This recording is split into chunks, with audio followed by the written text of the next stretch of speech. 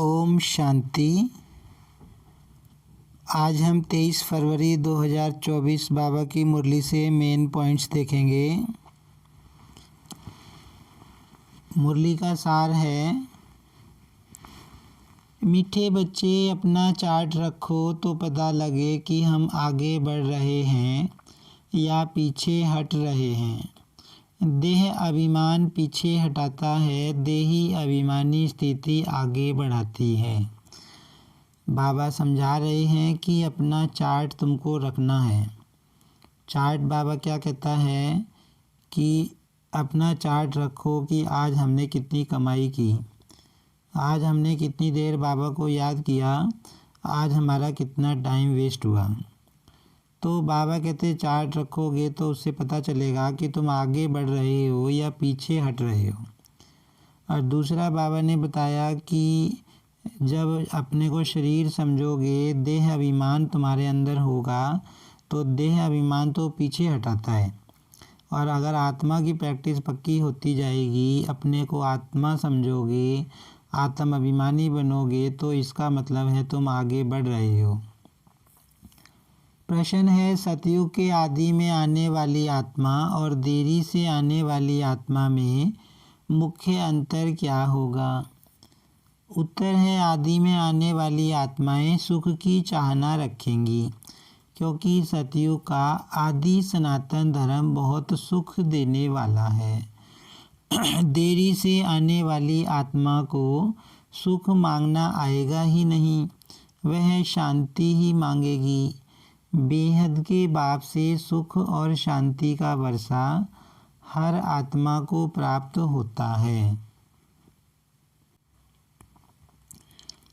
बाबा समझाते हैं कि जो आत्मा देरी से आती है, माना धरती पे परम धाम से अभी आ रही हैं, वो ज़्यादातर समय परम धाम में बिताती हैं, इसीलिए वो शांति ही मांगती हैं, उनको शांति ही पसंद आती है। लेकिन जो आत्मा सतयुग में आएगी, जैसे हम बाबा के बच्चे हैं, तो बाबा कहते वो आत्माएं सुख मांगती हैं। अब देखते हैं मुख्य पॉइंट्स। यह है बहुत ऊंचा ज्ञान, ऊंचे ज्ञान में ज़रूर थोड़ी डिफ़िकल्टी भी होगी।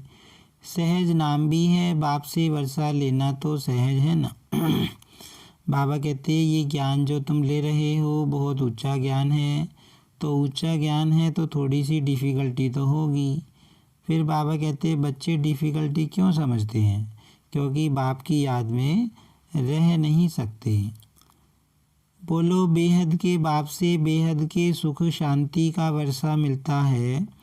बेहद का बाप ही शांति दाता है, उनको ही कहते हैं शांति देवा। बाबा कहते दूसरों को समझाओ कि बेहद का सुख और शांति देने वाला, वर्षा देने वाला कौन है? बेहद का बाप है जो सर्व आत्माओं का पिता है, उसको ही शांति देवा कहते हैं। बाबा कहते कि जो जड़ चित्र हैं वो तो शांति नहीं दे सकते, शांति देने वाला तो शिव बाबा है। बाबा कहते कि बाबा ने तुमको बताया है कि आत्मा का धर्म ही शांति है। टू मच धंधे आदि में मत जाओ, कितना चिंतन रखना पड़ता है। बाबा ने इनको तो छुड़ा दिया, अब यह छीछी दुनिया है।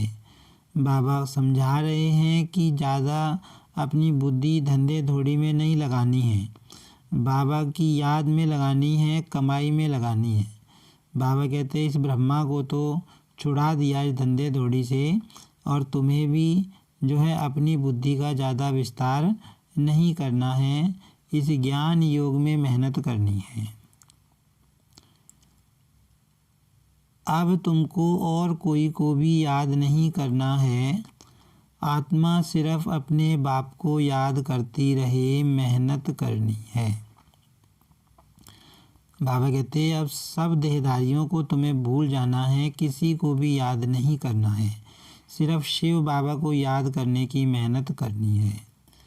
कितना मीठे से मीठा बाबा है, सिर्फ कहते हैं मुझे याद करो और दैवी गुण धारण करो। खुद करेंगे तब दूसरों को भी रास्ता बताएंगे। बाबा कहते देखो कितना मीठा बाबा है, तुमसे क्या कहते हैं कि सिर्फ मुझे याद करो और दैवी गुण धारण करो तो तुम्हें सतयुग में जाने का अवसर मिलेगा, नई दुनिया का राज्य भाग्य मिलेगा। तो बाबा कहते हैं जब तुम खुद दैवी गुण धारण करोगे, तुम्हारे अंदर खुद धारणा होगी तो दूसरों को भी करा सकते हो, रास्ता दिखा सकते हो। धारणा के लिए मुख्य सार है शरीर निर्वाह अर्थ कर्म जरूर करो, लेकिन टू मच झंझटों में नहीं फंसना है। ऐसा चिंतन धंधे आदि का न हो जो बाप की याद ही भूल जाए।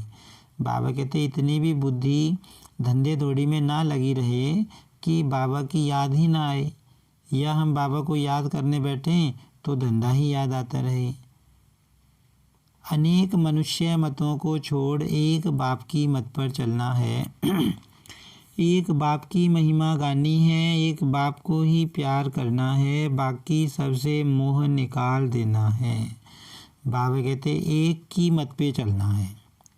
देहधारियों की या अनेकों की मत को छोड़कर एक शिव बाबा की मत पर ही चलना है और एक की ही महिमा गानी है।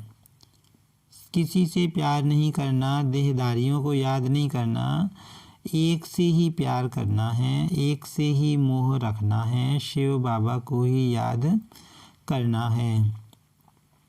वरदान है बेहद की वैराग्य वृत्ति द्वारा पुराने संस्कारों के वार से सेफ रहने वाले मास्टर नॉलेजफुल भव।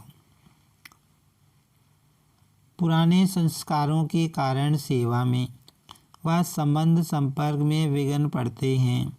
संस्कार ही भिन्न भिन्न रूप से अपनी तरफ आकर्षित करते हैं। बाबा समझा रहे हैं कि जो पुराने संस्कार हमारे बन गए हैं, यही समय समय पर हमारे आगे रुकावट बनते हैं। जहाँ किसी भी तरफ आकर्षण है वहाँ वैराग्य नहीं हो सकता।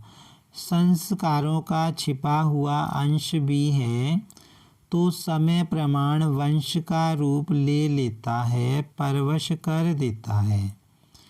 बहुत गहरी बात बाबा बता रहे हैं कि ये जो पुराने कलयुगी संस्कार हमारे बन गए हैं, बहुत गहरे बन गए हैं।